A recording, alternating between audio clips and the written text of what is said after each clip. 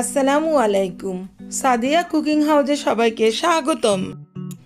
আজকে আমি আপনাদের সাথে খুবই সহজ এবং গ্রাম বাংলার জনপ্রিয় একটি খাবারের রেসিপি শেয়ার করছি। আর এই রেসিপিটি হচ্ছে চিড়ার মোয়া।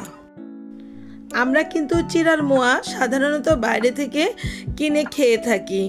ঘরে যদি এভাবে তৈরি করা যায় তাহলে আর কিনে খেতে হবে না।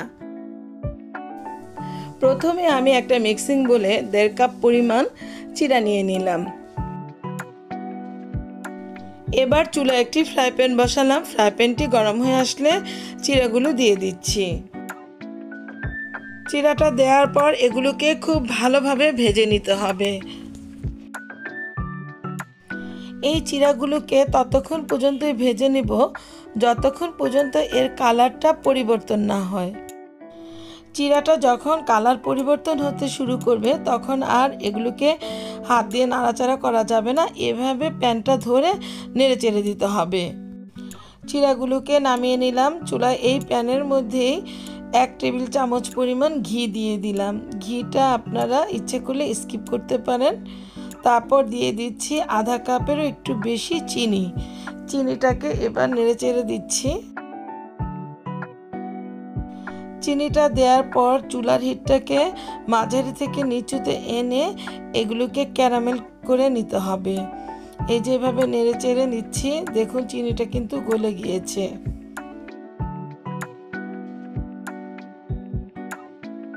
নেড়ে চেড়ে সম্পূর্ণ চিনিটাকে গলিয়ে নিতে হবে যাতে এর মধ্যে কোনো দানাদার না থাকে।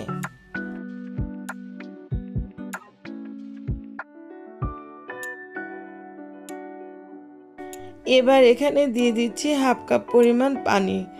পানিটা দেওয়ার পর এগুলোকে বেশ ভালোভাবে নেড়েচেড়ে দিতে হবে। এতে কিন্তু টেনশনের কিছু নেই, কারণ চিনিটা এমনি পানির মধ্যে গলে যাবে।